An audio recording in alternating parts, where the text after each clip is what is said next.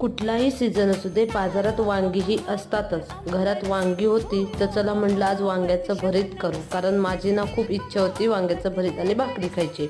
म्हणून मग मी वांग्याच्या भरतासाठी जी वांगी लागणार होती ती सगळी वांगी घेतली, धुवून घेतली, त्यांना 4 चिरा पाडून घेतल्या, आतमध्ये किडे वगैरे आहे का नाही ते चेक केलं. 2 बटाटे घेतले कारण मुलींना बटाटा आवडतो.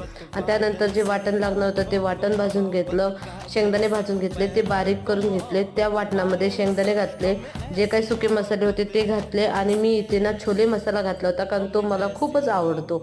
आणि सगळी वांगी जी आहेत ना ती भरून घेतली आणि त्यानंतर गॅसवर कढई ठेवली, तेल जिरं मोहरी घातली. जिरं मोहरी छान त्याला तडतडून लागल्यानंतर जे वाटण केलं होतं ते घातलं, ते छान परतून घेतलं आणि त्यानंतर वांगी जी भरून घेतली होती ती घालून थोडा वेळ झाकण ठेवलं. त्यानंतर गरम पाणी घातलं आणि छान खळाखळा उकळू दिली.